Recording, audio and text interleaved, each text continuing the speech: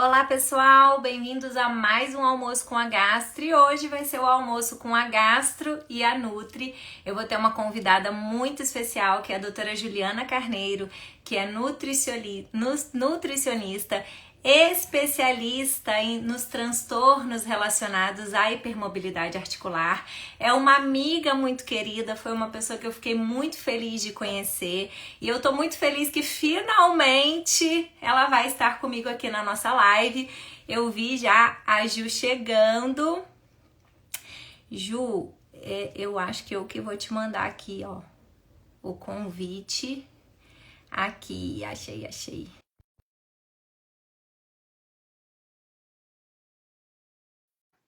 Porque a Ju foi uma grata surpresa. Eu conheci a Ju, acho que foi ano passado. E ela se tornou uma amiga, uma parceira de trabalho. Nós temos vários pacientes em comum. A história dela é muito linda e estou muito feliz de te ver aqui, amiga. Bem-vinda. Ei, querida, Tudo como é que bom? você está? Tudo bem, e você? Ah, eu tô bem, graças a Deus. Obrigada por ter aceitado participar. Finalmente saiu a nossa Pois é, live. incrível, né? Quanto tempo já que a gente está agendando e vai, não vai, a gente nunca que consegue, né, Lívia? Pois é, mas agora foi, e nesse mês que é um mês muito especial, e eu queria que você falasse um pouquinho sobre o que são as síndromes de Ehlers-Danlos. Queria que você primeiro se apresentasse para quem ainda não te conhece. Tá. Eu não estou te vendo, eu estou vendo se eu consigo abrir aqui no iPad ou no computador, porque senão eu fico falando eu comigo mesma, assim, eu não sei o que está acontecendo. Ah, não tá me vendo? Eu tô te vendo. Pois Pesso- é, eu não sei. Pessoal, vocês estão vendo nós duas? Sim, Todo mundo? Não, ninguém respondeu. Quem tá aí tá vendo eu e a Ju ou não tá me vendo também? Ah, eu vi a Nutrilisa aqui também. Estão é vendo as isso. duas. A Ah, Yara, que que bom. legal, tantas pessoas queridas aqui. Aqui, ó. Deixa eu ver. Vou entrar aqui no seu, pelo menos só para poder te ver. Gente, desculpa, um segundinho aqui, só para eu poder. Não sei o que Não? está acontecendo. Às vezes acontece, eu não consigo ver a pessoa. Ah, bota aí no seu e tira o som, que senão vai dar eco. Não, vou tirar. Aqui, ó. Mas agora vai dar certo, gente. Ah, Pronto. Então, Lívia, é muito bacana. Eu te agradeço muito ter feito esse convite aqui. Pronto, tá bebendo água, muito bem, excelente. O que achei muito bacana esse convite nesse mês, né? Porque para quem está nos acompanhando aqui, que tem síndrome de Ehlers-Danlos ou espectro de hipermobilidade, esse é o nosso mês de conscientização da síndrome de Ehlers-Danlos e espectro hipermóvel no mundo todo, né? É o mês que a gente divulga a síndrome, então, assim, então, tudo que a gente puder fazer. E eu estava lembrando, né, Lívia, exatamente um ano atrás, a gente estava fazendo uma live grande com a Janete, com o Lemos, falando também, né, de síndrome de Ehlers-Danlos. Então, gente, agradeço o momento do convite. Estou aqui, ó, hoje eu vim de pulseira, ano passado eu fui de blusa, hoje eu estou de bracelete de zebra, né, porque eu sempre tento colocar uma coisinha de zebra ali, que a zebra, para quem não sabe, é o nosso mascote da síndrome de Ehlers-Danlos, representa todos esses pacientes, então minha homenagem aí a todos eles. E falar um pouquinho, né? Começando essa live, né, Lívia, falando um pouquinho de um tema tão grande, tão complexo como a questão da hipermobilidade, o espectro de hipermobilidade, o transtorno, né, do espectro hipermóvel e a síndrome de Ehlers-Danlos. A gente tem essa diferenciação, né, para quem ainda não conhece, não entende muito por que dessa diferença de nomenclatura. A hipermobilidade por si só, ela é apenas uma característica, né? Um sinal ali do nosso corpo. Assim como o meu olho é castanho, o meu cabelo é ondulado, minha pele é parda, ou enfim, é uma característica. Cerca de 40% da população mundial tem algum grau de hipermobilidade.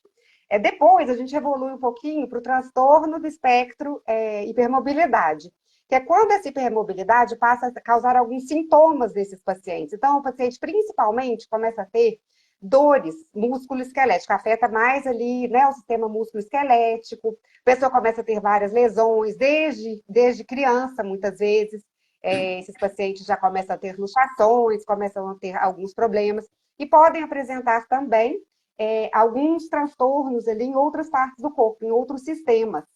E aí a gente chama de transtorno espectro de hipermobilidade. Ele pode ser, sim, muito grave, ele pode, assim, prejudicar muito a qualidade de vida desses pacientes desde a infância, e cursando com uma piora quando não se tem um diagnóstico correto. E alguns pacientes evoluem para síndrome de Ehlers-Danlos, no caso aqui a gente vai falar mais da hipermóvel, que é a mais comum, né? Mas qual que é a diferença do espectro para a síndrome? Porque síndrome a gente precisa ter características sindrômicas. O paciente ele apresenta diversos sinais e sintomas. A gente começa a ver um agravamento maior ali nesses sintomas. São pacientes que vêm ali, às vezes, com todo o corpo podendo ter algum problema.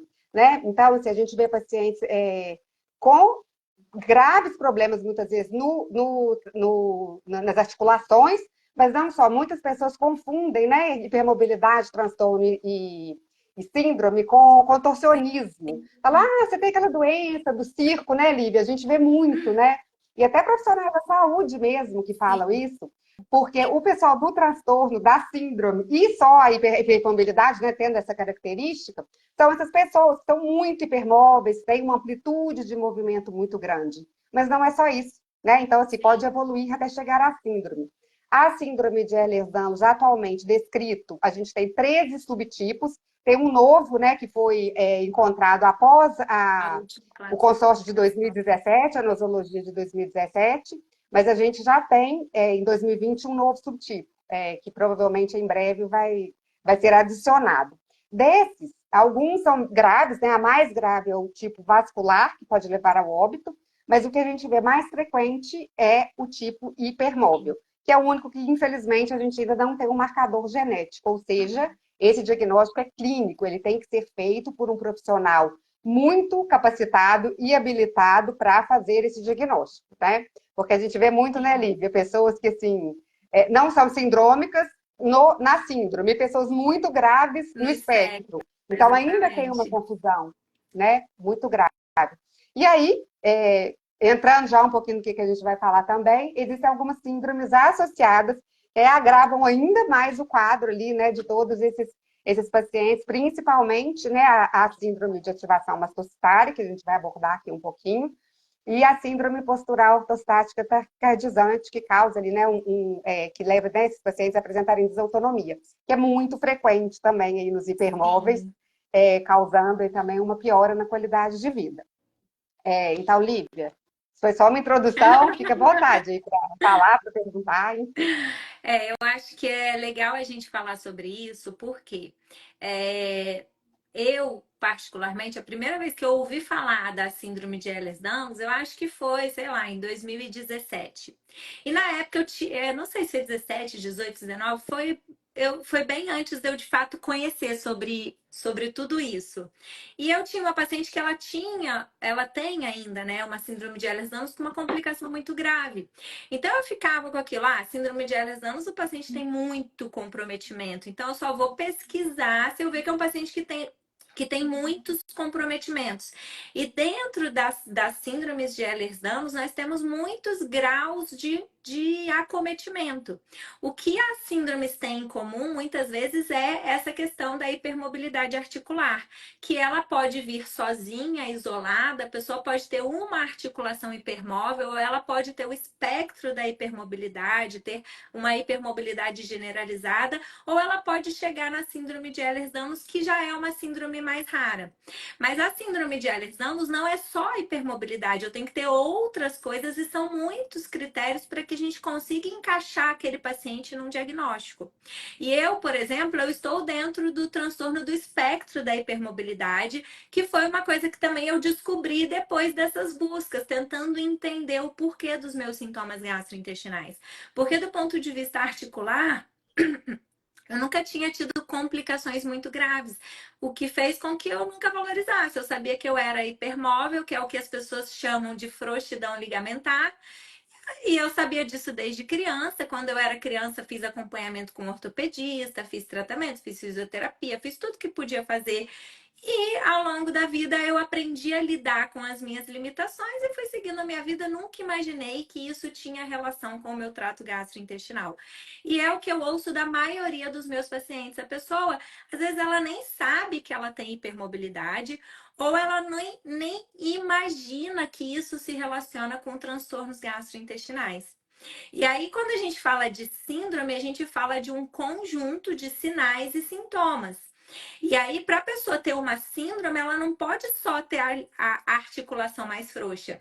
Essa articulação frouxa, ela vem acompanhada de outras coisas.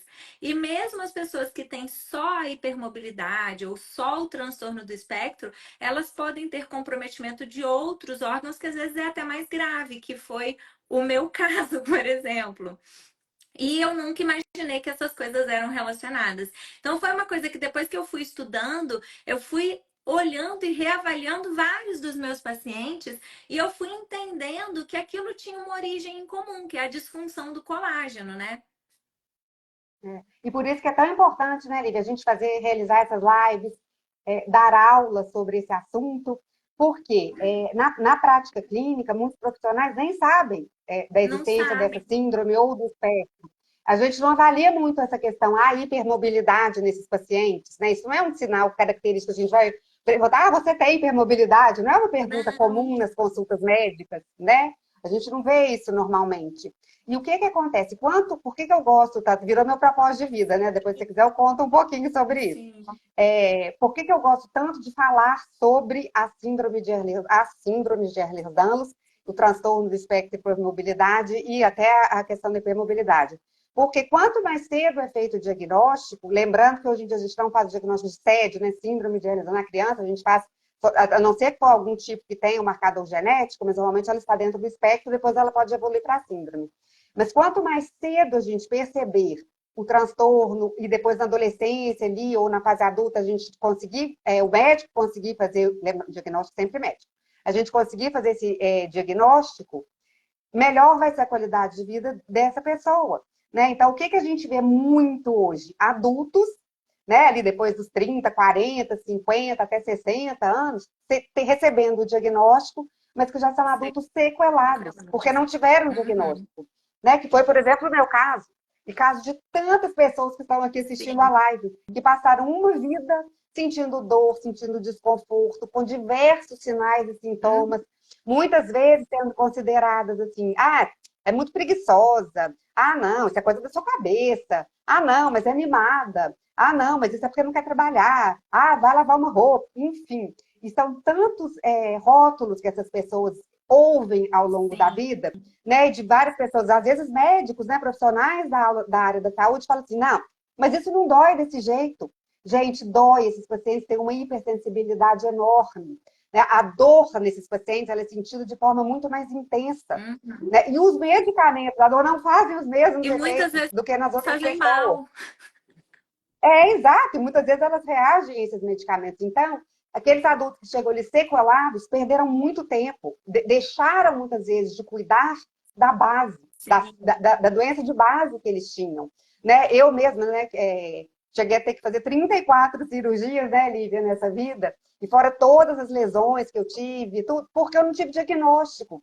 E a medicina sempre fragmentando muito os Sim. pacientes, né? Hoje, com essa questão de convênio, tempo de consulta. A gente vai no médico, numa consulta de 15 minutos, a gente não tem tempo de ouvir esse Sim. paciente, de ouvir todo o histórico. Então, se eu vou no médico porque eu estou com uma dor ali, eu estou tendo um sangramento anormal, por exemplo, né, durante a minha menstruação, eu vou conversar só sobre isso. Ou eu estou com dor de estômago, o médico vai olhar aquilo. E aí, muitas vezes a gente esquece que quem está ali é uma Juliana, é uma Lívia, é uma Márcia, queridíssima, que está aqui presente, né, a doutora Márcia? Então, assim, esquece de olhar um pouco para o todo. E esse paciente curta ali anos e anos e anos e vai tendo sequelas, sequelas, sequelas, simplesmente por não ter tido um Tido um diagnóstico. Então, diagnóstico. por isso que é tão importante a gente falar disso. Né? Esses pacientes que vão, assim, com diversos sinais e sintomas a vida inteira. A gente aqui vai falar um pouquinho do gastrointestinal, mas são vários sinais e sintomas. Né? Uma fadiga, muitas vezes, É, incapacitante. E aí entra aquele estigma, é preguiçosa, é preguiçoso.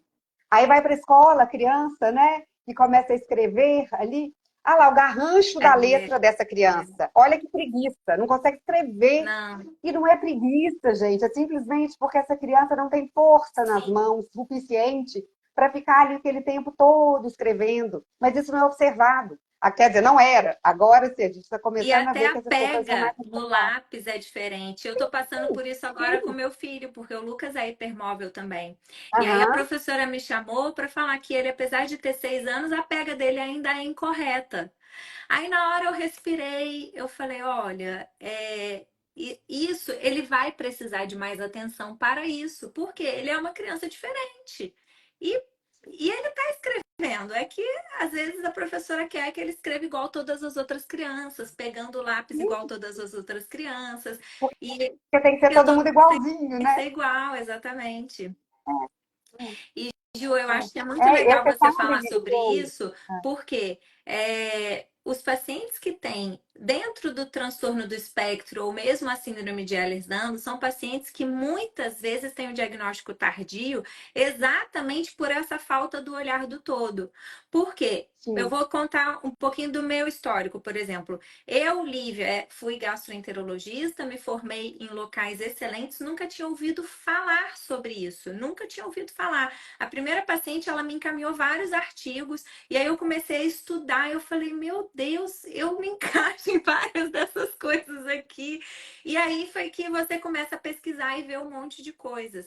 E são pacientes que não têm só sintoma articular, e às vezes o sintoma articular nem é o predominante.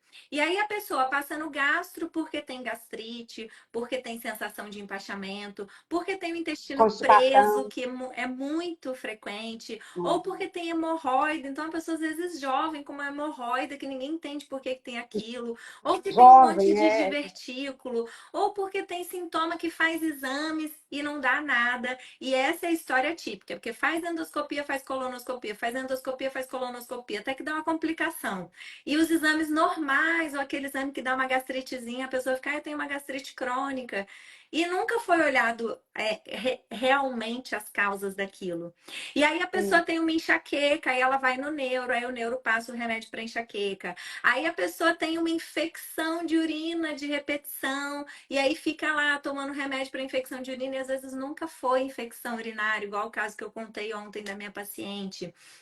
Aí a pessoa tem uma fadiga incapacitante que ela é medicada para depressão, porque ela leva, porque a pessoa ela tá fingindo, porque isso aí é psicossomático. E essas pessoas não têm suas queixas valorizadas. E eu tenho pacientes que eu já ouvi de uma paciente, ela, doutora Lívia, eu vou andando até o mercado, chega no mercado eu não consigo ficar em pé.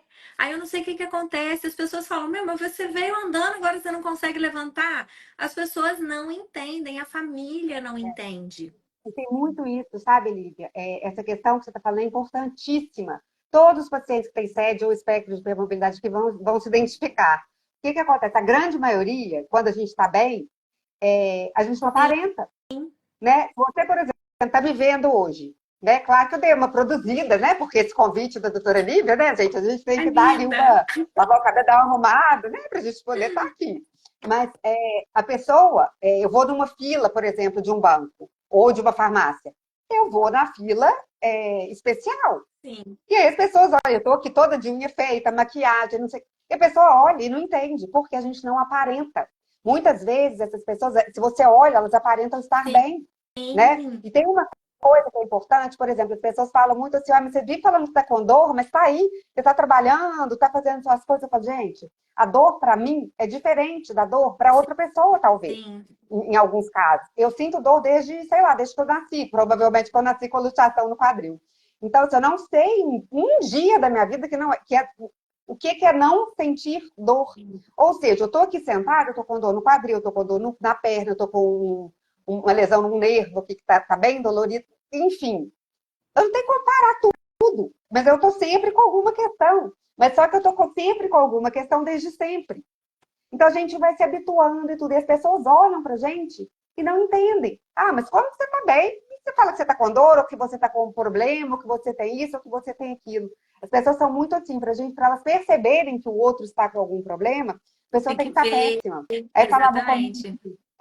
aí eu desço do carro, porque meu carro, eu paro, né? Eu dirijo muito pouco atualmente, mas quando eu dirijo, eu paro na vaga especial, e aí as pessoas reclamam, mas essa vaga, eu falo, gente, sou eu mesmo, né? Eu tenho isso, para mim só não é visível.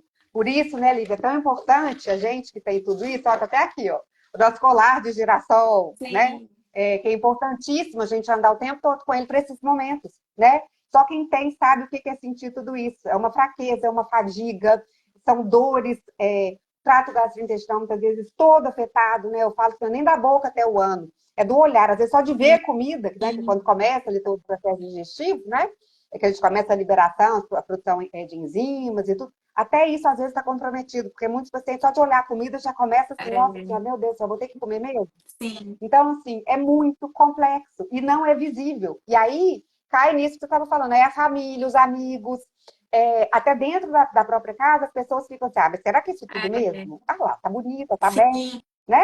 Tem E assim, crises, tem períodos de crise que a pessoa às vezes não vai lógico, aguentar nada, e lógico. vão ter períodos que a pessoa vai estar melhor, e todo mundo fala lá, viu como é que tava fazendo, fazendo tipo? Sim, E sim, é sim. uma coisa que muitas vezes não é valorizada. Então, quando eu atendo um paciente que a gente consegue enxergar esse olhar como um todo, a pessoa muitas vezes, aquele diagnóstico é libertador. Por quê? É uma pessoa que Demais. ficou uma vida inteira sem entender o porquê daquelas coisas. Por que, que ela era É, azarada? Por é. que que acontece comigo? Por que, que as pessoas comem e não sentem nada? E eu como, às vezes, a mesma coisa. Num dia a coisa vai me fazer bem, no outro dia a coisa vai me fazer mal. E aí, E esses tratam pacientes antidepressivo, tacam né? um antidepressivo. Aí a pessoa toma um antidepressivo, tem um piripaque, às vezes ela não tolera, porque tem vários que vão às vezes agravar a questão. Aí a pessoa, enfim, muitas vezes bate no pronto-socorro, é medicada, aí o remédio faz mal. E é isso, é a história que a gente vê e que a gente ouve das pessoas. E a hora que você vai ver, muitas vezes ela já tinha aqueles sinais desde a infância, mas ao longo da vida isso Sim. foi se agravando, porque não foi tratado, porque não tinha um diagnóstico, porque não tinha clareza. E aí, a Essas hora que a crianças, pessoa entende, por mais difícil que seja muitas vezes lidar ainda com todas essas questões que a própria doença ou a síndrome enfim, impõe, mas a pessoa tem uma clareza e ela tem uma sensação de pertencimento. A hora que ela sim, vê tá. tantas outras pessoas, muitas vezes mais graves, ou pessoas que também passam pelo mesmo, ela começa a ressignificar tantas coisas que ao longo da vida ficou como, isso é psicológico, isso aí é trauma de infância, isso aí é coisa da sua cabeça. Mas o seu exame deu normal, como assim você está sentindo tudo isso? E aí fica com síndrome do intestino irritável, que eu peguei até um pouco de birra às vezes de falar para uma pessoa que é hipersensível, que tem uma questão de hiperativação do sistema imunológico acontecendo naquele intestino, falar para a pessoa que ela tem intestino irritável, que ela tem gastrite nervosa, porque isso os pacientes cresceram ouvindo isso e a pessoa entende, então eu sou assim, eu vou ter que viver assim para a vida toda, não tenho o que fazer, né? E tem muito o que fazer, né, Lívia? A gente vê a questão da criança, né? Essas crianças, normalmente, a gente vê, assim, são crianças que têm dificuldade em comer carne, por exemplo, que não conseguem mastigar, Sim, né? Então, são crianças que, desde muito novinhas, começam a fazer uma deglutição, engolir mesmo os alimentos, sem mal mastigar. mastigados, ali, porque não tem força, a mastigação é péssima, apinhamento, né? Os dentes muito tortos, muitas vezes, a mordida, muitas vezes, fica comprometida. Muitas vezes com lesão aqui na TM já aparecendo dor desde a infância. Então, a mastigação, ele lá na infância já começa a ser comprometido. Então, já começa a comprometer todo o meu trato gastrointestinal já lá muito cedo. Muito Né? cedo. Então, crianças que já apresentam muitas vezes refluxo, já muito jovens, já começam a trazer ali várias questões.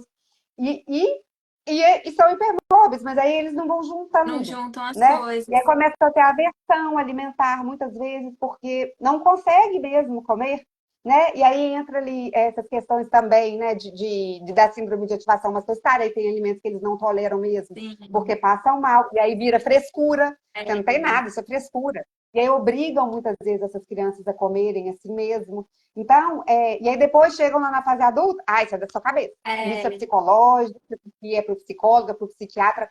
Gente, assim, o que eu mais vejo no meu consultório é isso, né? Aconteceu comigo e acontece com acho que 98% dos meus pacientes que escutam Da isso. É coisa da sua sua cabeça. cabeça, é frescura, você não tem nada, vai viver, vai viajar. Gente, os pacientes estão em sofrimento, assim, é cada frase que eu escuto, é cada dor, é dor da alma mesmo, muitas vezes, Sim. né, Lívia? Porque, assim, é muito sofrimento, né? É uma síndrome que acomete o corpo inteiro, né, na sua base, e esses pacientes Uhum. estão aí, né? E não tem diagnóstico. Você falou que é libertador, isso é o diagnóstico.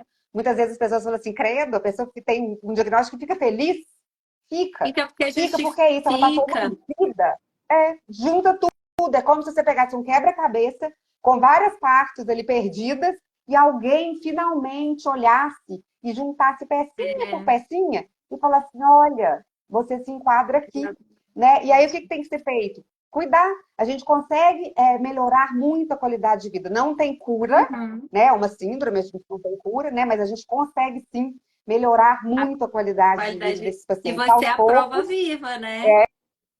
Claro, claro. Mas a gente, eu faço sempre isso, né, Lívia? Nós, pacientes, temos a nossa Sim. responsabilidade também. Porque às vezes eu vejo que a gente tem diagnóstico, né? Já sabe o que a gente tem, mas a gente tem uma dificuldade em fazer boas escolhas, em aceitar aquilo, Sim. Claro, cada um vai ter seu tempo, cada um vai ter seu momento.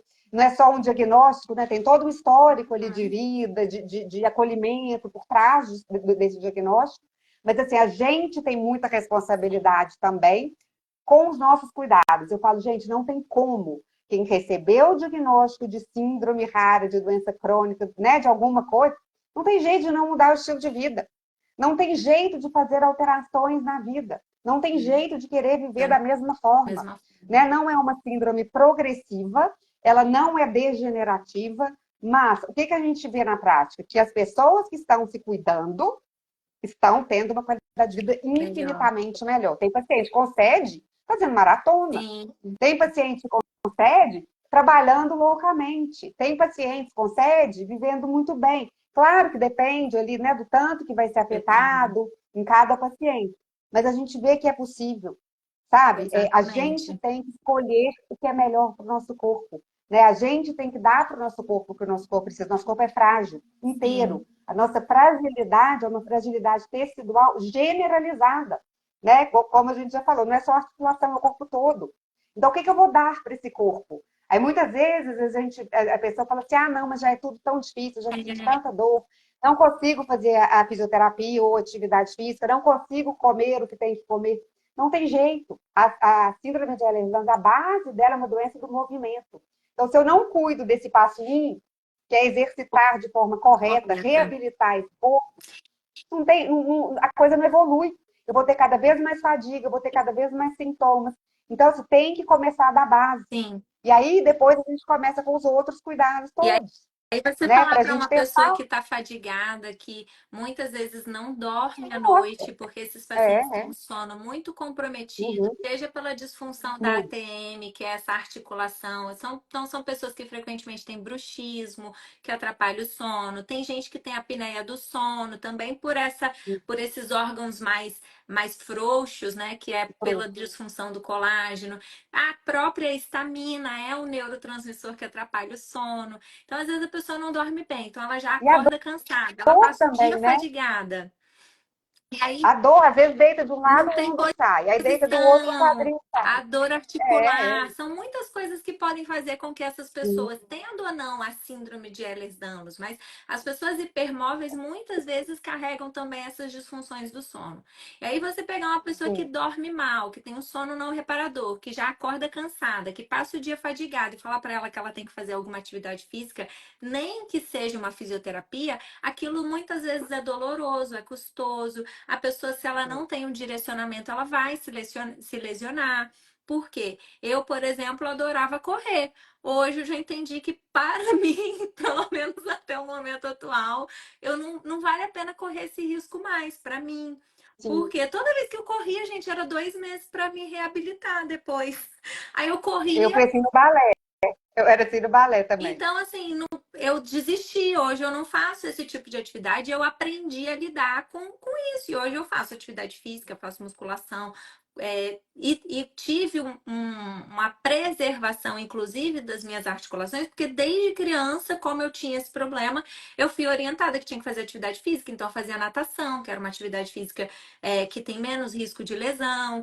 E a pessoa que não faz, ela muitas vezes vai ter mais comprometimento articular também, porque é o músculo que estabiliza a articulação. E a nossa articulação já é frouxa, então se eu não aprendo até o aprender o equilíbrio é difícil, porque a nossa, que a gente chama de propriocepção, mas que é o equilíbrio, muitas vezes ele é afetado. Então, são pessoas que são mais propensas a quedas, a ser estabanada, e todo mundo acha que é porque a pessoa não prestou atenção, porque a pessoa é avoada mesmo.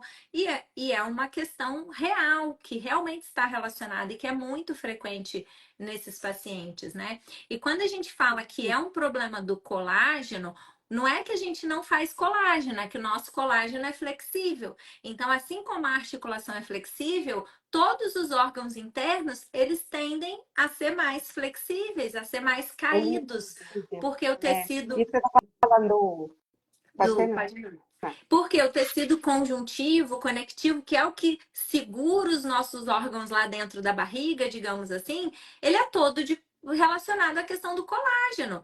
Então, muitas vezes esses pacientes têm aquela questão de come, sente que a comida fica parada no estômago. Aí faz endoscopia, não dá nada. Aí toma remédio, não melhora. E ninguém entende que realmente essa pessoa pode ter um retardo ali no esvaziamento do estômago, É, porque o órgão gastroparesia é muito, né, muito comum. fica caído. Então, tem essa questão dos órgãos tenderem a ser mais caídos, e aí isso aumenta o risco de prolapsos, né? Isso aumenta o risco de vários sintomas e até problemas mais graves do trato gastrointestinal. É que a grande maioria vai ter sintomas, não necessariamente vão ter complicações. E a depender do médico que a pessoa passa, ela é submetida a múltiplos tratamentos cirúrgicos, talvez não necessários. E cada vez que você faz uma cirurgia, você piora mais, você expõe aquela pessoa a mais riscos. Então, a gente tem que ter muito cuidado e tentar ser mais conservador no tratamento desses pacientes, né?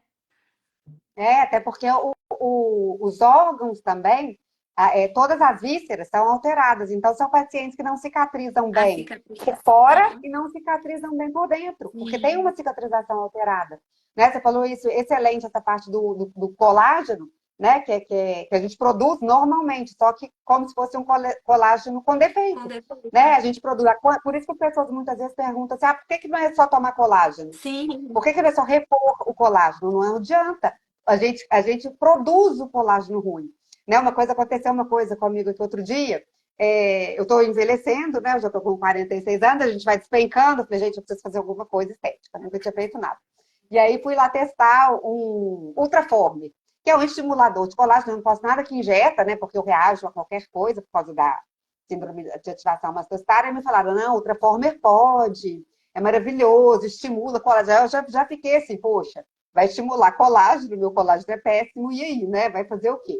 E aí foi super recomendado que era para fazer, não sei o quê, que sediano pode e tal. Aí eu fui lá e fiz. Já tem 2 meses, e olha aqui. Gente, olha isso. Isso aqui 2 meses depois de fazer Ultraform. E aí o médico ficou assim, chocado. Né? Mas isso é por quê? É isso. A gente tem colágeno, mas aí você vai lá e estimula o colágeno. O que adianta? O que adianta estimular se ele vai continuar com defeito?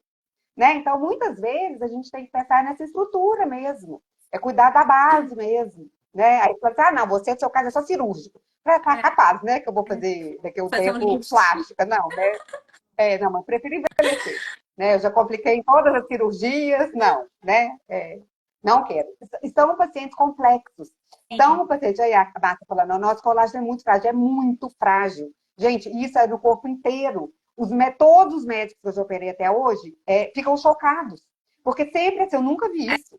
Né? Aí você opera um intestino, fístula, porque não cicatriza. sim. Aí você opera a garganta, a amígdala, a fibrina e faz aquela confusão, o negócio de cicatriza direito. E eu mesmo nunca vi isso. É, Tudo na gente é mais difícil. Então, assim, cirurgia, tem uma cirurgiã maravilhosa aqui na live nos assistindo, cirurgia é apenas né, quando muito necessário. indicado, que eu recebo de paciente e teve diagnóstico de sede, porque foi fazer uma cirurgia, uma plástica, por exemplo, de É. mama.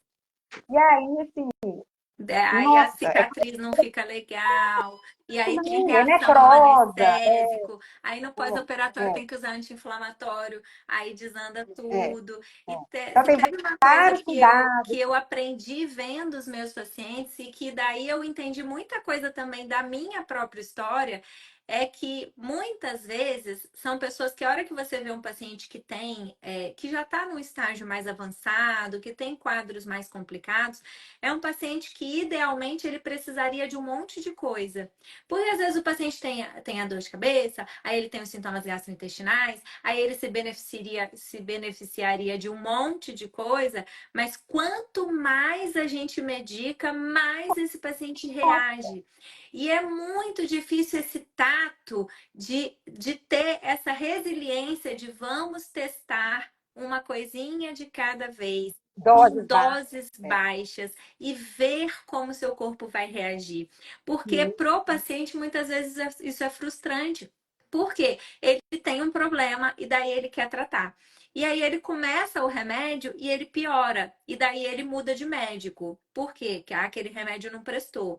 E daí ele vai no outro médico passa outro remédio. E às vezes ele vai somando medicamentos. Então vai empilhando um monte de medicamentos e no final a pessoa não sabe nem mais o que está fazendo mal para ela. Então, É. menos é mais. Entender a Até origem. suplementos também. Suplementos.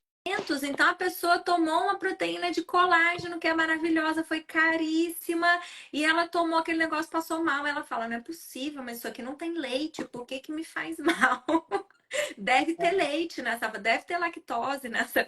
E aí não entende. Então é isso, é essa resiliência de menos é mais. Medidas não farmacológicas são sempre muito bem-vindas. E quando a gente fala de medidas não farmacológicas, a gente precisa falar de estilo de vida, a gente precisa falar de meditação, a gente precisa falar de sono, a gente precisa falar de terapia também, porque é difícil lidar com tantas questões. A gente precisa falar de tudo isso, porque às vezes a pessoa acha que é só cortando o alimento da dieta que ela vai melhorar. E falando agora, olhando para o trato gastrointestinal. E eu atendo pacientes que às vezes estão com a dieta muito restrita. E E aí piora deles, mais ainda. alguns deles realmente, porque a pessoa tem tantas questões que ela não consegue comer. Mas às vezes essa restrição é de comi isso, me fez mal, nunca mais vou comer. Comi aquilo, me fez mal, nunca vou. E Sem um Elise, direcionamento. isso é maravilhoso, porque aí, né, entrando um pouquinho só ali na ação, porque depois acho que a gente vai ter que fazer uma Só segunda de live, né, só para a gente falar disso, porque é meio gigante esse assunto, né? A gente vai ter que falar hoje da síndrome de, mais, a gente está focando mais em lesanos, né, em hipermobilidade, pé, e depois a gente marca uma só audição, porque aí é um assunto muito, muito grande. Mas o que que acontece? A gente recebe esses pacientes muitas vezes, chegam e assim, o que que você está comendo? Ah, eu como batata, frango, bem pouquinho e arroz, É. apenas. Porque é a única coisa que essas pessoas toleram. Ou porque foram em algum médico que deu lá uma lista de dieta antistamínica.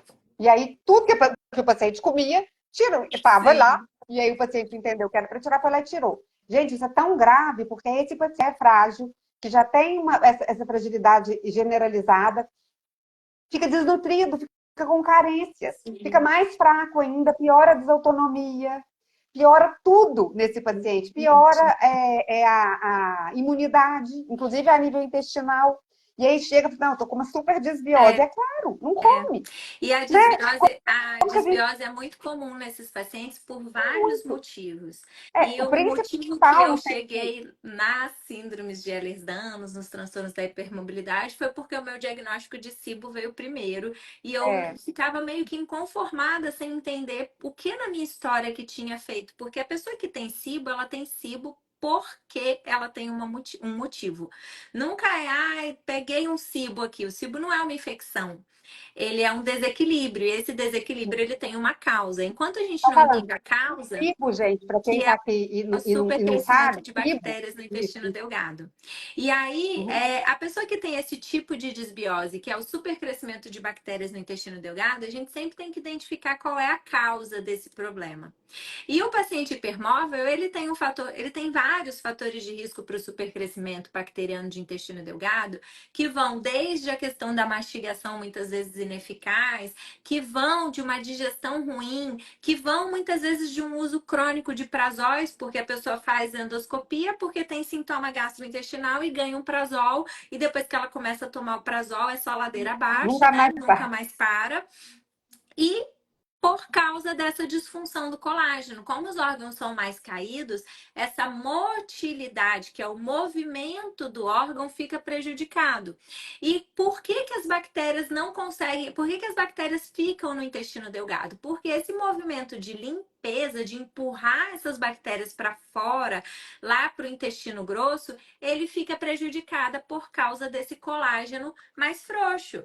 Então, isso é um fator de risco que muitas vezes é irreversível, o que não quer dizer que o SIBO e a disbiose vão ser irreversíveis, mas é preciso um conhecimento de que eu vou precisar para toda a minha vida trabalhar com prevenção.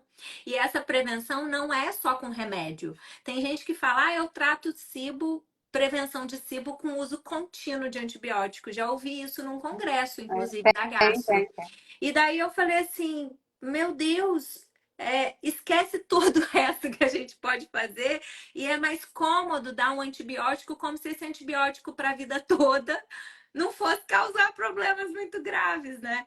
Então, são pacientes que muitas vezes têm desbiose intestinal por conta dessas várias questões. O que não E quer muito dizer. constipados, né, Oi? Lívia? São pacientes muito constipados. A gente vê que o trânsito, a lentidão desse trânsito, são pacientes assim, a maioria, tem também alguns que têm o trânsito mais acelerado, mas a grande maioria são pacientes muito constipados, muito, né? Constipados, às vezes assim, 10 dias, 15 dias, sem evacuar. E o tempo dessas fezes paradas ali no Exatamente. intestino vai favorecer, né, o crescimento, ali, o supercrescimento bacteriano. E aí cai naquela questão que quem é mais constipado normalmente produz mais, né, as bactérias, eles são mais fermentativas de gás Metano. metano. E o Aí teste o não teste vem deu, negativo, exatamente. o teste veio negativo. Ah, não, você não tem supercrescimento. E tem até estudo, né, tem estudo lá fora, acho que é da Universidade de Stanford, que fizeram um estudo com hipernóveis associando isso, assim, que a grande maioria tinha sido metanogênico, ou Metanogênica. seja, a gente não faz exame, né? Por Exatamente. quê? Por causa de constipação, E né? alguém O trânsito é perguntou muito aqui lento. qual que é o exame que a gente usa para fazer o diagnóstico do SIBO. O exame que a gente usa é um teste respiratório que dosa os gases que as bactérias produzem no nosso intestino através do ar que o paciente expira. A grande questão é que aqui no Brasil a gente só tem disponível, e ainda com uma disponibilidade limitada, o teste de hidrogênio, que é mais frequente em pessoas que têm diarreia. Então, para pessoas que têm diarreia, é mais comum a gente ter o hidrogênio.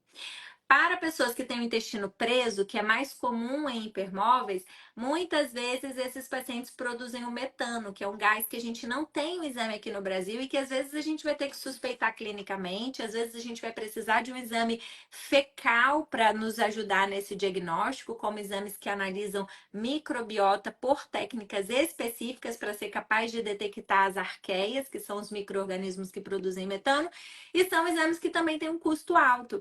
Então, muitas vezes a Muito gente alto. tem que ter esse manejo de uma forma empática com o paciente, né? De eu preciso ouvir o que o meu paciente me fala, eu preciso tentar juntar essas pecinhas do quebra-cabeça e às vezes eu não vou ter um exame que vai me dar essa certeza. Mas é muito comum.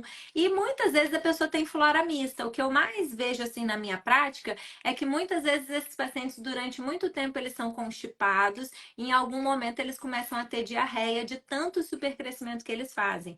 E daí eles muitas vezes têm flora mista e a pessoa alterna constipação com diarreia. Aí come o negócio da diarreia e nem a pessoa sabe qual é o padrão dela mais, E porque quando a aí gente tem olha para o trás, diagnóstico do síndrome do intestino irritável e misto, aí a pessoa né? fica com diagnóstico de síndrome do intestino irritável. Por quê? Porque isso, faz exames, não tem um exame aqui no Brasil, aí faz os exames, dá tudo normal, a pessoa poliqueixosa, igual os médicos gostam de falar, porque a pessoa tem um monte de queixa. Aquele paciente que chega na consulta, você fala, não, vamos setorizar. Começa pela cabeça e depois você vai É isso. descendo. E aí a pessoa, É. ele é poliqueixoso, isso é síndrome do intestino irritável. Ou o paciente chorou na consulta, isso é síndrome do intestino irritável. E muitas vezes são pacientes que estão esgotados de passar em médico, Esgotar. porque eles já passaram em 20 médicos, cada um dá um diagnóstico. Um fala que é intestino irritável, o outro que é fibromialgia, o outro que é enxaqueca crônica, o outro fala que é coisa da sua cabeça, vai no E nada psiquiatra. melhora. Vai no psiquiatra, não aguenta tomar o remédio, É, e a pessoa fica, meu, que eu vou explodir, né? O que, que eu vou fazer com esse monte de sintomas não explicados? E, Ju, eu queria que você falasse quais são os sintomas mais comuns para as pessoas intestinais, extraintestinais, articulares. O que, que é mais comum para a pessoa que está aí do outro lado, que nunca ouviu falar disso, porque a gente vai ter que fazer outra live, que as pessoas já estão com muitas dúvidas. Mas quais são os sintomas que você mais vê dos seus pacientes na sua prática clínica? Que você é uma super especialista que praticamente só atende isso. né? Minha prática clínica é basicamente com esses pacientes sempre, né? E comigo mesma, né? Eu sou meu caso clínico, né, Lívia? Nossa, Então, aí a gente diferencia um pouquinho assim, os pacientes com síndrome de Ehlers-Danlos ou espectro de hipermobilidade, né? E os pacientes que acabam tendo SAM também. sim, Alguns pesquisadores atrelam a SAM. Muitos pesquisadores, o que eu vejo hoje? Que a SED, a síndrome de Ehlers-Danlos, ela é a doença de base. Então, por ter toda essa fragilidade, porque esses pacientes estão com lesão o tempo inteiro, então, uma inflamação no ombro, uma inflamação na boca, uma inflamação no intestino, são tantas coisas acontecendo que eles falam, não, os mastócitos desses pacientes, as células, gente, os mastócitos, são as células de defesa, as primeiras células de defesa do nosso sistema imune. Elas vão avisar para o resto do nosso sistema imune que está acontecendo alguma coisa. Né? Alguém até perguntou o que é síndrome de ativação muscular. Vou tentar resumir, sim, porque por causa do horário a gente tem que falar bem resumido. Né? sim. Mas se vocês quiserem, depois a gente faz uma live só sobre isso, só falar de síndrome de ativação muscular. Mas aí o que acontece? Essas células, tá? Que elas são do nosso corpo, todo mundo tem mastócitos são células importantíssimas para o nosso organismo, mas que nessas pessoas elas podem estar mais hiperativas. Ou seja, elas ficam ali, ó, doidas para trabalhar. É como se o Sim. tempo todo elas estivessem, o que está acontecendo? O que está acontecendo? O que está acontecendo? Né? Quando elas podiam estar ali quietinhas. Então, por exemplo, eu cortei minha mão. Opa, a mastócito avisa ali que aconteceu alguma coisa, chama a galera ali do sistema imune para reparar, fazer cicatrização, proteger o ser humano, nos proteger, né? Essas pessoas têm inflamação, têm dor, têm processos acontecendo o tempo todo no corpo. Sim, Então, naturalmente, os mastócitos vão trabalhar mais. Isso por si só ele já fala, não é por isso que eles têm mais sintomas, porque essas células, quando acontece alguma injúria no nosso corpo, elas degranulam. Isso quer dizer o quê? Elas liberam mediadores, que são substâncias que uhum, vão, que dependendo de onde estiverem no nosso corpo, podem causar alguns sintomas. E aí tem vários. Né? Tem sintomas de pele, tem coceira, angioedema, eu posso ficar toda inchada, eu posso coçar, eu posso ter coriza, eu posso ter taquicardia, eu posso ter, enfim, tem uma infinidade de sintomas, né, que as sim, pessoas podem ter. E aí, por isso que a gente associa esses mastócitos. Mas normalmente esses mastócitos estão ali, tudo sim. bem. E aí, essas pessoas que têm síndrome de Ehlers, elas já estão inflamadas o tempo todo, elas têm um processo ali o tempo É a todo. pessoa que tem Então, esses múltiplas pesquisadores, ites, né? E é, que ninguém isso entende. desde criança. Exatamente. Isso, é quando vem a síndrome de ativação mastocitária, que aí outros pesquisadores já falam assim, não é só síndrome de Ehlers-Danlos. Tem, mas tem também outra síndrome, que é a Sim. síndrome de ativação mastocitária. Que aí sim, são esses pacientes que vêm com ites, desde a infância, bronquite, sinusite, rinite, amigdalite, asma, e aí tiveram, sei lá, apendicite na infância, da adolescência, e depois continuam, né, assim, tendo vários sinais e Sim. sintomas, mas às vezes não para a vida, né? Fica aquela coisa assim, que paciente todo dia tem alguma coisinha, A mas vai pessoa levando. Toma um morre com antialérgico, isso, não morre disso. é isso, isso. A não ser que ela tenha uma É, anafilaxia, né? E aí sim, vai, e não trate a tempo, né? Mas, enfim, são esses pacientes, assim, poliqueixosos, como você falou, sempre com algum sintoma. Aí, né, são os pacientes que têm síndrome de ativação mastocitária, que é essas células liberando mediador em excesso o tempo inteiro. Elas ficam ali, ó, fazendo a festa, liberando muito, causando diversos sintomas o tempo inteiro. Essas pessoas, essas que têm a síndrome de ativação masturbatória também, é um complicador, porque além de tudo que a sede vai causar, Sim. né, que já é um estrago, vai ter todas essas ites, que não necessariamente quem tem sede pode Precisa ter, apresentar, sim. né? Não é uma característica assim, de sede ter ites ao longo da vida, Sim. né? Na sede, o que a gente vê? Dor articular, né, é muito frequente, lesões Uhum. articulares, fadiga extrema, muitas vezes incapacitante, né? A dor, essas questões que a gente já comentou, né? De sono, muitas vezes. Hoje em dia a gente vê Uhum. alguns processos neurocognitivos Sim. também, né? Tem sido muito associado, TDAH, autismo, Autismo, muito associado ali com a déficit de hipermobilidade, atenção. e isso, déficit de atenção. Então, assim, isso é muito associado também nesses pacientes. E, falando mais do trato gastrointestinal, o que a gente vê? Lesões de boca muito frequentes, porque as mucosas são muito sensíveis. Sim. Então, assim, como tudo na gente é mais frágil, a gente tem que pensar, por exemplo, essa mucosa da boca. Então, às vezes, aquele paciente só de comer um pão fere o céu O da céu boca da todo, fica todo boca. cortadinho, muita afta.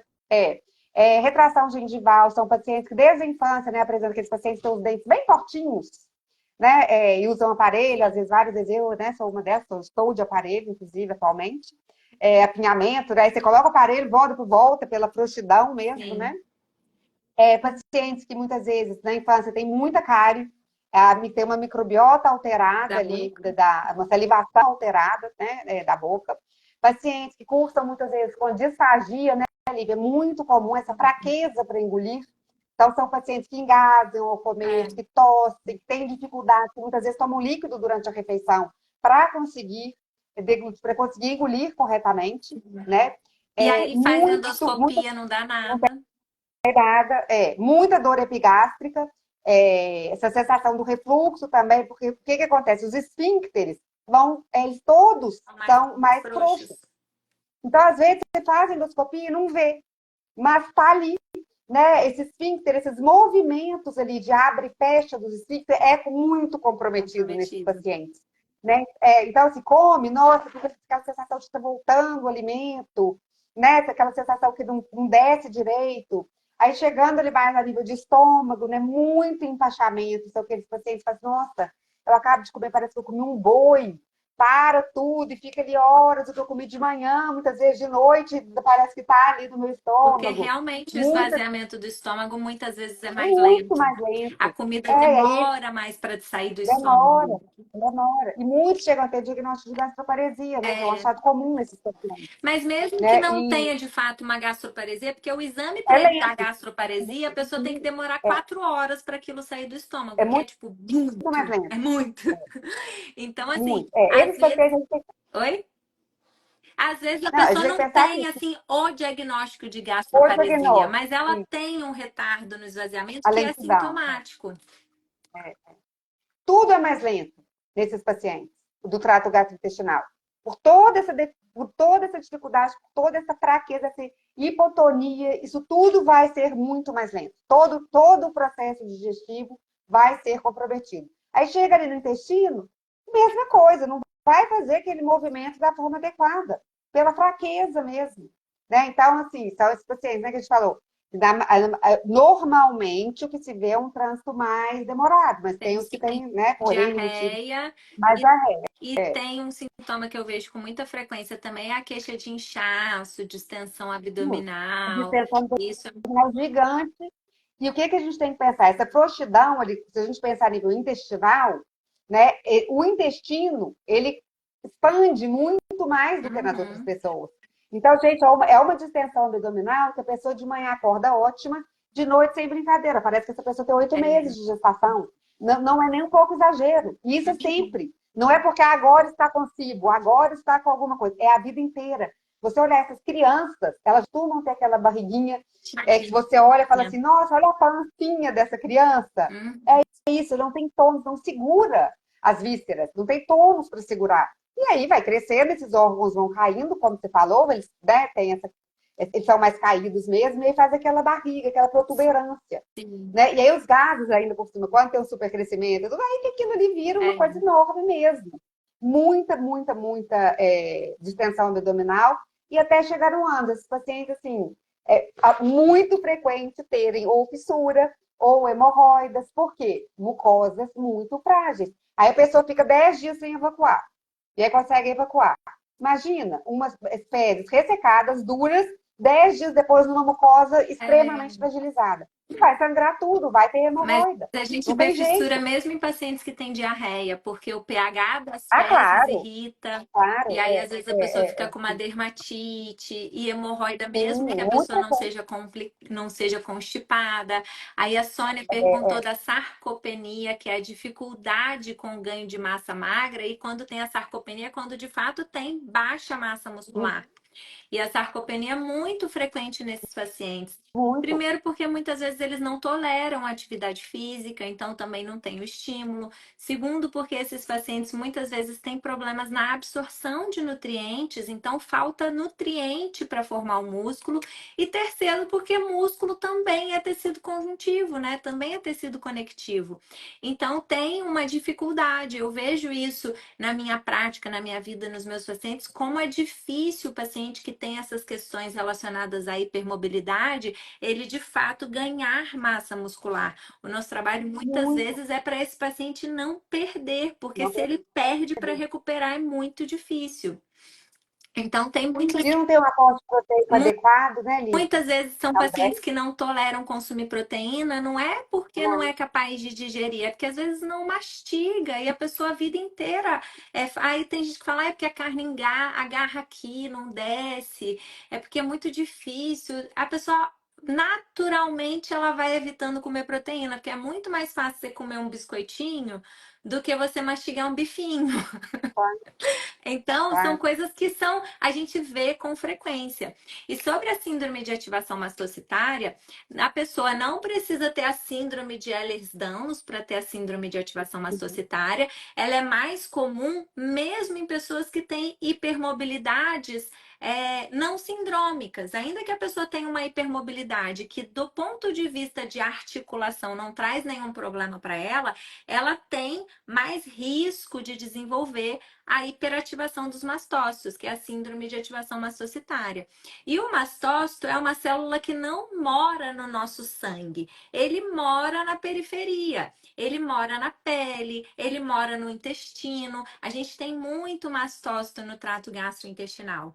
E Muito. aí, esse trato gastrointestinal frouxo, caído, constantemente sendo exposto à desbiose, à inflamação, a alimentos, às vezes, que não são tão saudáveis, porque a gente falou dessa dificuldade, às vezes, da pessoa comer o que ela precisa. Esses mastócitos muitas vezes vão ser hiperativados nessas periferias, seja nas vias aéreas, seja no intestino. E aí é muito comum a gente ver essa hiperativação das nossas células de defesa que todo mundo tem. É que nessas pessoas, essas células de defesa, elas são hiperestimuladas, elas ficam nervosas, hiperreativas e liberando mediadores de inflamação. Então, o que a pessoa sente como inflamação nem sempre aparece no exame. Porque o mastócito, por exemplo, ele não vai aparecer na biópsia da endoscopia se eu, como médica, não pedir para dosar, para quantificar, para fazer o imunohistoquímico. Então, é difícil o diagnóstico, porque muitas vezes esses pacientes ficam, ah, não, isso é coisa da sua cabeça, isso aí não tem nada, seu exame deu normal, mas você já fez endoscopia colônia e deu tudo normal, e não fez o exame de forma correta para fechar esse diagnóstico. E essas doenças muitas vezes caminham juntas. E na ativação mastocitária é que essas inflamações ficam mais evidentes. Então, aquela pessoa que vive tendo dor de garganta, ah, mas eu pego amidalite, eu não posso pegar uma friagem que eu pego uma amidalite. Aí entra no antibiótico, por quê? Não era para usar antibiótico, não era infeccioso, era essa hiperativação mastocitária, dando essa hipersensibilidade, que às vezes a temperatura da água vai doer a garganta. Muitas vezes essas pessoas têm coceira no nariz, rinite, trava o nariz, muitas vezes tem lesão de pele, muitas vezes tem sintoma gastrointestinal, tem essas reações a alimentos que são alimentos bons. Então a pessoa fala, gente, você manda eu comer uma salada, me faz mais mal do que comer uma massa, um macarrão, entendeu? Então, às vezes, a pessoa não consegue entender por que que ela reage a tantas coisas. É porque o seu sistema imunológico está hiperreativo. E aí é difícil da pessoa se alimentar, mas não é só a dieta. E a gente hoje está vendo um boom de gente falando aí de intolerância à histamina. Ah, porque intolerância à histamina tá de doença da moda na gastroenterologia e na nutrição. Total. E esses pacientes, você pode restringir a dieta dele, que não vai ser só a restrição da dieta que vai resolver a vida dele. Porque esse mastócito, lembra que eu falei que ele também está na pele? Ele está sendo ativado quando a pessoa passa um creme, ele está sendo ativado se tiver um mofo, por exemplo. O mofo é uma coisa que ativa muito o mastócito. E às vezes a gente vê a pessoa tirando mais alimento. E a questão dela é o mofo da casa dela que enquanto eu não É, mexer com aquilo o ali. que mais eu vejo é isso, Lívia. As pessoas confundindo muito é síndrome de ativação masturbatória com intolerância à histamina. E aí vai no médico, o médico dá uma lista interminável, tira tudo. É, E às vezes ele não reagia nada quase daquilo. Porque a gente tem que exatamente. pensar que são duas coisas completas. Pode ter ao mesmo tempo intolerância à histamina e síndrome de ativação masturbatória? Pode. Pode. Excede? Pode. Pode ter tudo junto, claro. Sim. Mas o que eu vejo muito acontecer? Paciente constante, restringe, com uma alimentação super restritiva, assim, que já tirou tudo que está lá nessas listas, que são listas não validadas, não existe nenhuma ainda validada. Né? E o que tem que ter em mente? Síndrome de ativação mastocitária, gatilho, isso que a doutora Lívia já falou. Mofo, atividade física, barulho, cheiro forte, Temperatura. estresse, mudança de temperatura, ou a temperatura muito gelada, ou a temperatura muito quente, ou bater um Bateu um vento, pressão atmosférica mudou. É isso. Isso é síndrome de ativação. E alimentos também, não só alimentos que contêm estamina, né? Outros alimentos podem também sim. ser gatilhos. Mas qual que é a diferença? Intolerância à histamina. O único gatilho, único, é É o alimento. alimento. E é Eu o reajo por causa alimento de que tem estamina. é, Por quê? ou Ou que tem outras que aminas, tem outras ou que libera aminas. histamina, ou que tem os inibidores da enzima DAO. Sim. Né? São vários ali alimentos que a gente vai a trabalhar na intolerância à histamina. Na síndrome de ativação masturbatória, a gente tem que ter muito cuidado. É, Não pode sair simplesmente tirando todos esses alimentos do paciente, sim. porque às vezes ele nem reage. E uma coisa que é muito importante, né, Lívia? A gente já passou até o horário, mas eu acho isso super importante falar. Os mastócitos liberam diversos mediadores, a gente já falou, são mais de 200 reconhecidos, tem pesquisadores que falam que são mais de 1.000. Um destes, dessas substâncias, é Sim. histamina, né? Que libera, o mastócito lá do nosso corpo libera histamina, que não tem nada a ver com o alimento que Que eu comi que comeu. tinha histamina. Então, quando eu faço uma dieta anti-histamínica para estes pacientes, eu consigo dar uma aliviada nos sintomas, porque eu tirei histamina que podia piorar muito os Sim. sintomas desses pacientes. Né? Mas eu não resolvo o problema, porque ele vai continuar liberando uma infinidade de mediadores. Heparina, triptase, Sim. leucotrienos, mais de 200. Ou seja, tem que ter medicamento, não tem Sim. jeito de tratar só com uma dieta antistamínica, como a intolerância à histamina, algumas vezes eu preciso de medicamento também, os antihistamínicos, mas é Sim. casos que não se Mas na resolvem síndrome com de enzima ativação DAO e elemento. massocitária, Não a tem jeito. medicação tem um papel muito mais Tem, fundamental. porque eu preciso segurar, eu preciso melhorar a questão da histamina, dos leucotrienos e de vários outros, e tem principalmente estabilizar os mastócitos. E aí o médico vai usar alguns medicamentos para estabilizar esse mastócito, e a gente, na parte da nutrição, pode auxiliar com alguns suplementos, que são Sim. fantásticos, né, para ajudar a fazer ali esse suporte ali na estabilização dos mastócitos. Né? Mas são coisas bem diferentes. Eu sempre falo, gente, uma coisa, outra coisa, outra coisa. Tratamentos são diferentes. Sim.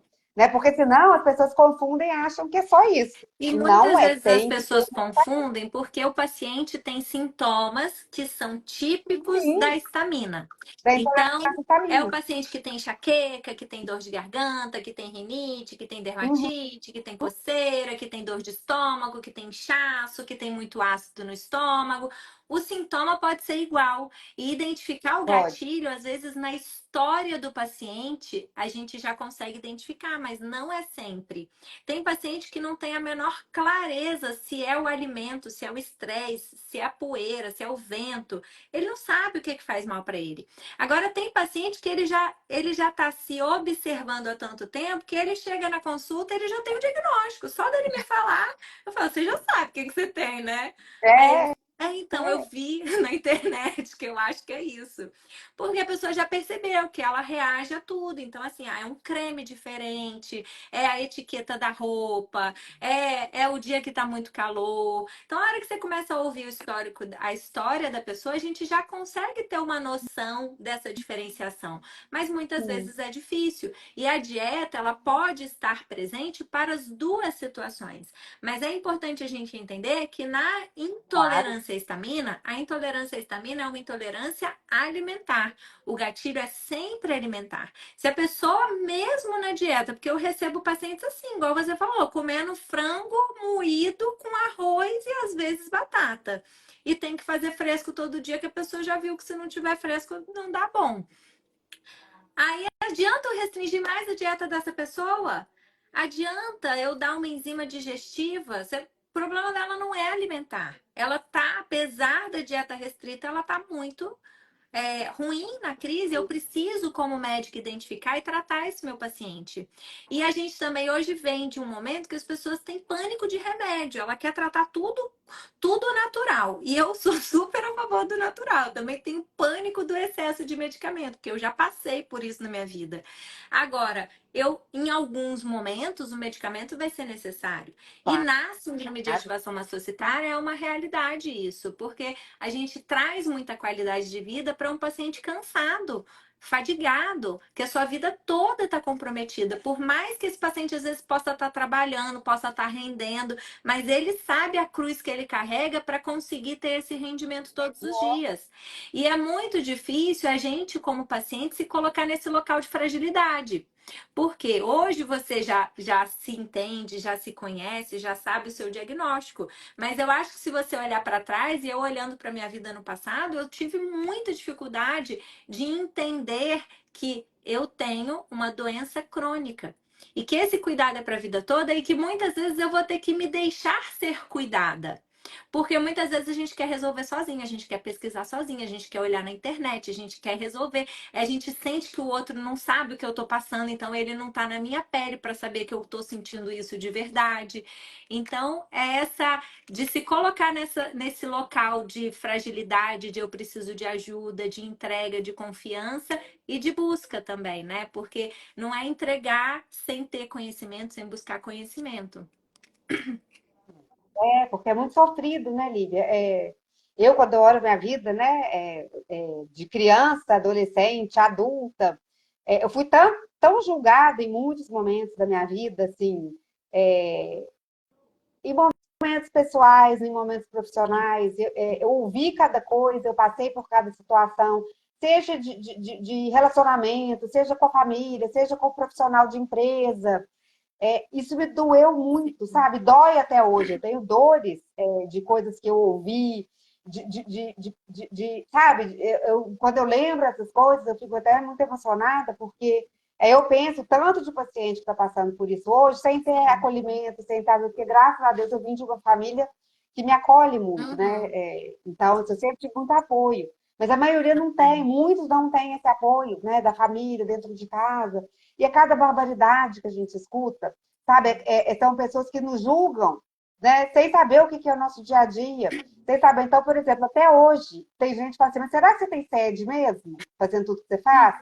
Então, gente, só quem vive minha vida sabe a dificuldade que é, sabe? A dificuldade de não conseguir colocar uma roupa no varal, de não conseguir passar uma vassoura, de não conseguir, assim, comer quase tudo que eu amaria comer, porque eu tirei o intestino quase inteiro. Então, é um esforço que a gente faz, né? As pessoas falam assim, a pessoa finge que está doente para ir trabalhar. Eu finge que eu estou bem muitas vezes para ir É. trabalhar. Né? Eu finge que eu estou ótima para poder sair de casa e poder fazer o que eu faço. Né? E tem todo um aparato de coisa. Eu moro a um quarteirão, meio quarteirão, nem através de rua para ir para minha casa, né? Aqui do consultório. tenho minha família que me cuida. Então, assim, graças a Deus, eu tenho um suporte, mas eu vejo que a maioria não tem. Sim. E é muito sofrido essas pessoas terem dor e serem julgadas o tempo todo, que isso é da sua cabeça, que você não tem nada. Gente, isso é desumano. Essas pessoas estão aí, elas Sim. estão sofrendo muito. A gente vê até casos assim, de depressão grave. Aí fala, ó, tá vendo? É coisa da cabeça. É óbvio, como é que você pode ter saúde mental? Sentindo dor todos os dias da sua vida, sendo julgado todos os dias da sua vida. Isso é muito difícil, sabe, Lívia? Então, é o que a gente já falou, né, que o diagnóstico é libertador, e profissionais de saúde, né, sempre que eu falo, gente, vamos ouvir mais nossos Ouvir. pacientes, sabe? Vamos escutar mais as queixas dos nossos pacientes. Não é possível que esse paciente tenha vindo como estrelinha na testa, você vai ter tudo. Sim. Às vezes, eu apresento, né, meu diagnóstico, você abro a tela da aula e tudo, você já viu, Sim. né, Lívia? Com tudo ali, né, com todo Com meu tudo que histórico você já passou médico. e as pessoas falam, não é possível que é a mesma pessoa. E aí você fala assim, como que ninguém nunca chegou à conclusão que eu devia ter alguma coisa? É, Né? Ju, Por quê? mas Porque olha o você paciente fragmentado. e você, eu acho que é um caso muito bonito da gente ver o quanto o conhecimento e o diagnóstico correto mudaram a sua vida. Porque você já Ah, esteve em situações de muita fragilidade. E que muito. hoje você consegue vencer, claro, com esforço, é uma batalha de cada dia, enfim, medicamento, suplemento, é todo um cuidado para conseguir hoje estar bem. E bem, ainda com coisas não totalmente resolvidas, mas assim, ter um diagnóstico, fazer o tratamento certo, direcionar, entender, isso faz muita diferença, porque são pessoas que têm, muitas vezes, igual você falou, você fez 34 cirurgias. Será que essas 34 teriam sido necessárias se você tivesse Não. tido um diagnóstico precoce? Muito provavelmente não. E é essa a impressão que eu tenho. Às vezes eu pego pacientes nessa situação, que a pessoa já passou de tantas intervenções que não foram bem sucedidas porque ela não tinha o diagnóstico correto. E muitas vezes o médico, nessa angústia de eu não sei o que é, então abre para ver o que que é. Então, resolve da forma que o médico sabe. E às vezes é falta de conhecimento, porque eu mesma já falei para vocês, eu me formei numa faculdade ótima, eu fiz gastroenterologia nas melhores faculdades do meu estado e depois que eu vim para São Paulo, e eu nunca tinha nem ouvido falar. Não é que eu, não estudei porque era uma doença rara. Eu nunca tinha ouvido falar. Então, Sim. muitas vezes é por falta de conhecimento. E esse papel que você está se propondo de falar sobre isso, de estar nos congressos, de vir aqui no Instagram, de divulgar, isso é uma coisa que a gente precisa fazer para que mais pessoas tenham o diagnóstico correto e consigam recuperar sua qualidade de vida, de preferência antes de ter sequela, né? É. Hoje eu faço o que eu faço, Lívia, meu propósito de vida, Sim. né? Eu falo assim, eu voltei a morar com meus pais, né? Depois que eu divorciei, tô lá na casa deles, tá tudo bem, graças a Deus, né? Assim, não tem muita despesa ali, né? Porque eu tô com eles, enfim. Mas eu falo assim, gente, se eu sobrevivi, principalmente, né, depois de 2019, que eu fiquei 5 meses internada, com parenteral, e tive sepse, tudo mais que tem direito, né, de ter numa internação prolongada, embolia, enfim. Depois disso eu comecei a pensar, se eu não sobrevivi a tudo Sim. isso à toa, né, eu não tive um diagnóstico à toa, não sobrevivi isso tudo à toa, eu sou da área da saúde, eu tenho obrigação de tentar fazer alguma coisa. E por que eu faço isso? Porque a cada paciente, gente, eu arrepio eu falar isso, porque pensa, se aqui nessa live, um profissional de saúde que estiver aqui, conseguir ajudar um paciente, conseguir diagnosticar um paciente, conseguir mudar a história desse paciente, conseguir mudar o curso da vida desse paciente, tudo já vai ter Valeu a valido a pena. pena. Ou Né, Lívia? Se direcionar a para gente alguém que saiba, pelo menos a pessoa já ouviu isso, falar. alertar, falar, opa, peraí, isso está estranho, esse paciente tem múltiplas queixas, esse paciente tem alguma É, coisa diferente. Eu não sei tratar, mas eu vou sim, encaminhar para alguém, né? E vai mudar a história de vida dessa pessoa. Eu falo assim, gente, a gente não pode viver no si, né, Lívia? Porque o si já era, já foi, a gente não vai encontrar com ele nunca, sim. né? Mas eu não vou mudar mais. Eu não vou mudar a minha história. Não tem como. Já foi, já sou sequelada mesmo, não tem mais jeito. Mas quantas pessoas que ainda estão por vir, que a gente fazendo isso que a gente está fazendo aqui hoje, a gente pode ajudar, Sim, com né, certeza. Lívia? Isso que é o mais importante, isso que é é nossa missão dessa vida, porque isso é assim, não é sobre mim mais, não é sobre a Juliana, É, é sobre essas adolescentes que estão aí, ó, que vão ter uma vida mudada, que vão ter muito mais dignidade, que vão ter muito mais qualidade de vida, que vão saber o que elas têm, sim. que vão assumir, eu tenho fragilidade, sim, mas eu ainda assim, eu sou um ser humano, tenho umas fragilidades, mas todo mundo tem. E Uhum. vou viver a vida, e vou fazer boas escolhas para mim. Né? Então, assim, isso é o que me move hoje, isso é o que faz com que eu faça o que eu faço. Nossa, ficou estranha essa frase, mas deu para Sim. entender, né? É porque eu fico emocionada ao falar disso tudo, porque é isso, né? É mudar a mesma história. Gente, isso é Sim. maravilhoso. Quando eu atendo adolescente, é uma coisa assim, eu me sinto tão privilegiada de pensar assim, poxa, às vezes é uma dica, às vezes é alguma coisa que a gente fala, É, isso vai despertar naquela adolescente, naquela mãe, outro outro olhar. olhar. E pensar Exatamente. que pode ser uma vida praticamente normal, desde que façam escolhas adequadas. É. Isso é o mais importante, mudança de estilo de E vida. essa Né? E para isso tem que ter. conscientização de que o tratamento não medicamentoso, ele é tão, mas eu digo que até mais importante do que o, Claro. o resto. Por quê? É com o Sim. tratamento não medicamentoso que a pessoa entende a limitação dela, que ela aprende a conviver com Uhum. isso, porque é só vivendo na prática que a gente aprende. Porque é muito mais fácil eu pegar um Com paciente que certeza. tem um sintoma e eu dar um remédio para tratar o sintoma. E aí ele aparece outro sintoma, eu dou outro remédio para tratar o outro sintoma. E esse paciente passa uma vida medicado sem saber Nossa, qual é a origem daquele sintoma. E ele vai Olivia, somando eu uso medicamentos que fazem 19. mal. É, quando eu internei, eu usava 19 medicamentos. É muito, e é isso que a gente vê, assim, eu fico com É, dó, principalmente quando eu vejo pacientes jovens, porque uma coisa é você ver um idoso usando 19 medicamentos, outra coisa é você ver um paciente jovem usando 19 medicamentos a que vida não inteira. estão tratando a doença dele, que só estão Não, e vai aliviando fazendo sintomas. vários sintomas. É, Exatamente. E um remédio para tratar o efeito colateral do outro remédio. Porque muitas vezes esses pacientes têm efeito colateral do é. remédio. Então, Sim. não é que a gente é contra remédio, pelo contrário, Não, o remédio tem que ser usado. Mas eu tenho que pensar qual é o melhor medicamento para aquela pessoa, para eu não causar dano e para que eu consiga trazer qualidade de vida. E esse caminho do meio é muito difícil, porque ele é individualizado. Não adianta vir aqui, doutora Lívia, qual que é o melhor remédio para paciente que não não tem, não tem. tem. É o melhor remédio que deu certo para aquela pessoa. Não, isso é tão bom, né? Um remédio para tratar tudo isso, né, Lívia? Já pensou? Que Exatamente. maravilha. É essa questão. E entender o papel da equipe multidisciplinar e o de saber aceitar ser cuidado. Porque muitas vezes o que eu vejo também é: ah, não, isso não é nada, não é nada. E a hora que vem uma complicação, ai meu Deus, coitada de mim, eu sou azarada. A gente vai ao longo da vida ignorando os sinais vermelhos que o nosso corpo já estava dando, né? Esses sinaizinhos de alerta.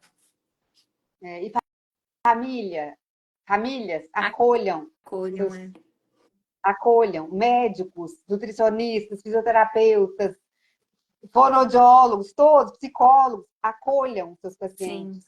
Porque dói, porque é sofrido, porque é difícil. São pacientes que muitas vezes reagem com o É, ar-condicionado, o barulho do ar pode fazer esse paciente ter algum sintoma. Então, assim, é sobre acolher esses pacientes, ter mais compaixão e nós mesmos, né, nós pacientes, termos também mais compaixão com o nosso é, corpo, né, termos mais paciência e seguir, né, com todas essas questões, mas sempre lembrando que a gente tem uma síndrome de base. Se não começar o tratamento, se não tratar, não tem jeito. Cada um no seu tempo, no seu momento, com suas dificuldades, mas tem que cuidar, porque senão fica cada vez pior. Quanto mais eu fico enfraquecido, quanto mais sedentário, mais eu vou ter dor, mais eu vou ter fadiga, mais eu vou ter sim. lesão, mais meu trato gastrointestinal vai ficar parado, só vai piorar tudo. Então, assim, a gente tem que cuidar do todo, Todo. né, desse paciente como um todo, né, e aí muitas vezes tem que ter uma equipe multi, que nem sempre é difícil, né, nem sempre é Sim. fácil, desculpa para esses pacientes, mas a gente tem que, por isso que é bom fazer essas lives para o pessoal se Se atentar a isso, né? atentar Não nisso adianta aí. só o médico querer tratar, não adianta só o nutri ou só o É, físico, não, tem uma equipe ele olhando para esse paciente e pensar que é muito sério, isso limita demais a qualidade de vida Sim, desses pacientes, e eles estão aí, ó, sofrendo, desamparados, né? Mas que bom, né, Lívia, que tem sim. pessoas aí como você e tantos outros médicos que estão aí arregaçando a manga e vamos cuidar desses E pacientes, vamos né? estudar, né? E testar. Vamos cuidar, E a prática clínica traz também para gente essa experiência, né? Quantas coisas eu já não aprendi com os meus pacientes, porque uma coisa é você ver no artigo que aquilo é bom para aquele paciente, outra coisa na é, prática, o é, paciente reagindo com uma não, coisa que ele precisa usar. são pacientes muito únicos, né? Sim, Porque não tem um sintoma, não tem um protocolo de, o paciente chega assim, assim, assim, é isso. Cara, quem dera, são pacientes com sintomas que pode ir do fiozinho de é, cabelo, do último, que até o dedão do pé, ou seja, é muito complexo, sim. muito complexo.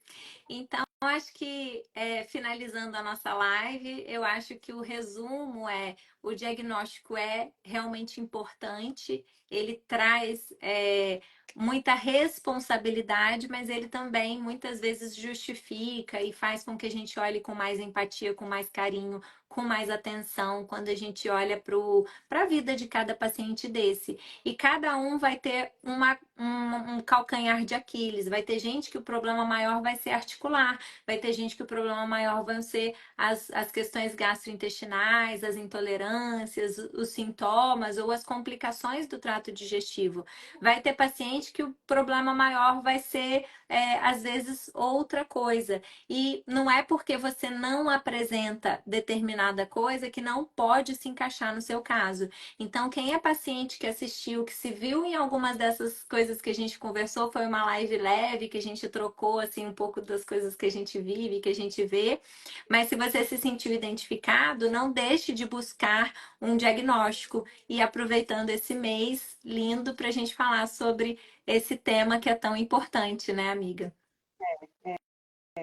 E eu queria que Querida, você muito, desse muito as suas obrigada. palavras finais e queria já te agradecer por tudo que você compartilhou com a gente, pela sua história, por você ser uma pessoa que sempre está disposta a ajudar, mesmo às vezes cansada, e que eu sou muito feliz de ter você hoje como uma amiga.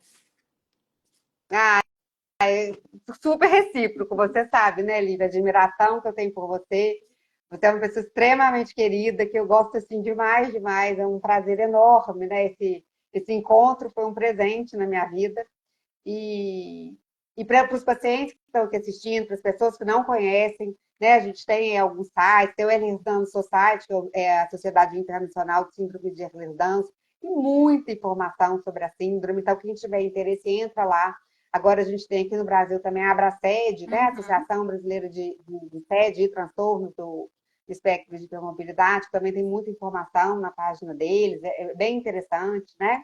Então, vocês busquem conhecimento, isso é importantíssimo, né? A gente vê que assim, quanto mais conhecimento, mais a gente pode ajudar essas pessoas, né?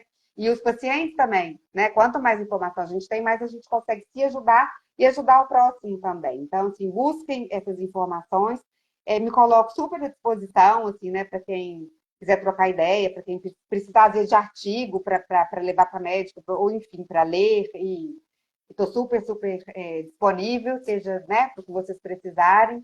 Lívia, muito, muito obrigada pelo carinho de sempre. Conte sempre comigo para tudo. É um prazer enorme sempre te ver, encontrar com você. Você é um poço de conhecimento. Hum. E, e nós, 100 anos agora como paciente, né? A gente tem que agradecer muito aos profissionais que estudam a nossa síndrome, que se interessam pela nossa síndrome, porque a gente sabe o quão complexo é e o quão difícil é achar profissionais que querem É. nos acolher e querem entender o que a gente tem, querem nos escutar e cuidar de nós.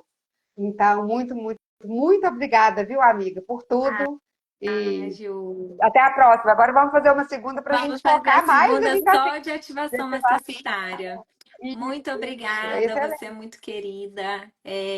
Gente, eu vou deixar a live salva no meu perfil. Assistam, reassistam, compartilhem, busquem informação. E estamos aí disponíveis também para ajudar vocês, tá bom? Um beijo, muito obrigada, Ju. E Obrigada a até você. a próxima, que eu já vou te cobrar a data. Combinadíssimo. Beijo, obrigada a todo mundo que acompanhou até o final. Vi várias pessoas queridas. Fiquei feliz de poder ver tanta gente querida aqui. Beijos. Beijo. Tchau.